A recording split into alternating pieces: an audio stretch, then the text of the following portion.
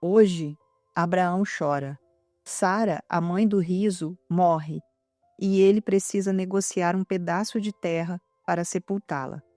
É o lembrete de que nossa passagem aqui é breve. Em Lucas, Jesus conta a parábola de uma figueira que só ocupava espaço na terra e não dava fruto. O dono queria cortar, mas o jardineiro pediu mais uma chance. Dia 16. O tempo da oportunidade. Bem-vindo ao canal Abrindo a Mente. A leitura de hoje será Gênesis, capítulo 23, Salmos, capítulo 16 e Lucas, capítulo 13, versículos 1 ao 17. Vamos para a leitura. Gênesis, capítulo 23. A morte e o sepultamento de Sara. Sara viveu 127 anos. Ela faleceu em Quiriate Arba, que é Hebrom, em Canaã. E Abraão foi cumprir o luto por Sara e chorou a sua falta. Depois Abraão deixou ali o corpo de sua esposa e foi falar com os hititas. No meio de vós sou apenas um estrangeiro e um residente. Concedei-me uma posse funerária em vossas terras, para que eu tenha onde sepultar o corpo da minha mulher. Os hititas deram a seguinte resposta a Abraão: Meu senhor, ouve-nos. Tu és um príncipe de Deus entre nós. Enterra, pois, tua morta na mais nobre de nossas sepulturas. Ninguém de nós se recusará a oferecer-te sua própria sepultura.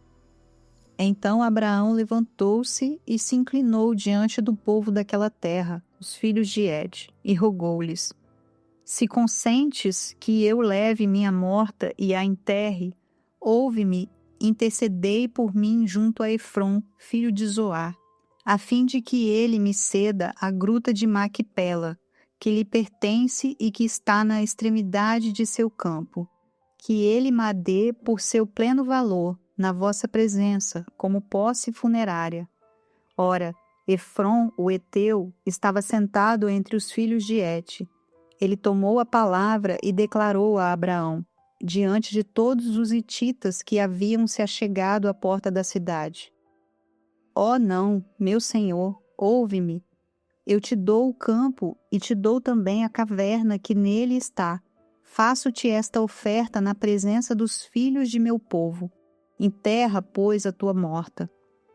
Abraão inclinou-se diante dos homens da terra e assim replicou a Efrom, sendo ouvido por todos ali reunidos: Se concordas, ouve-me, eu te peço.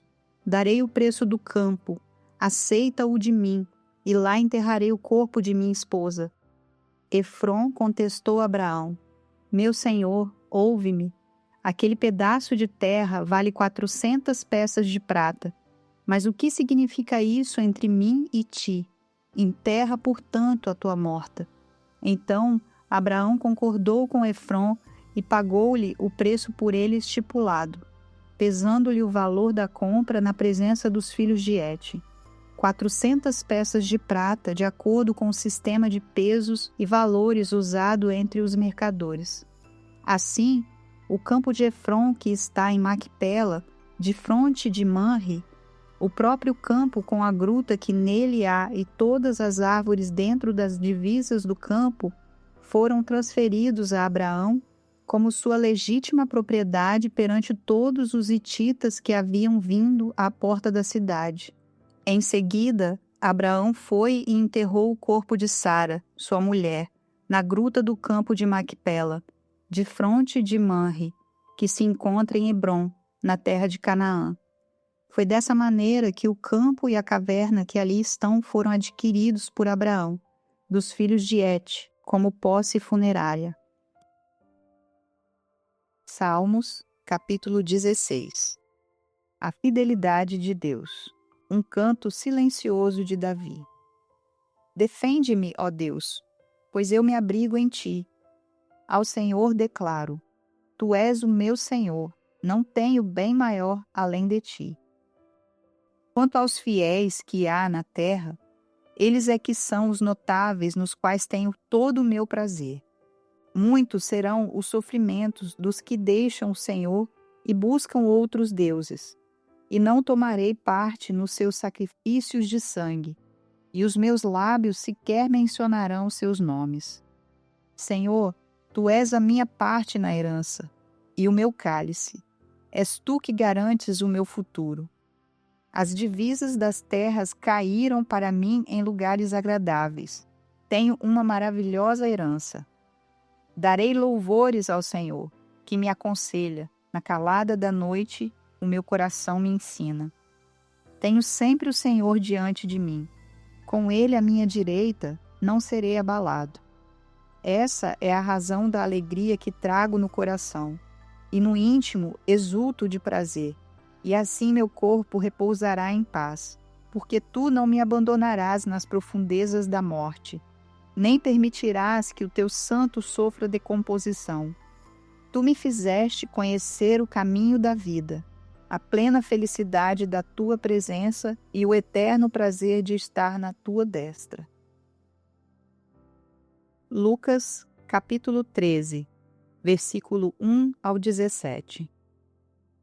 Os impenitentes perecerão.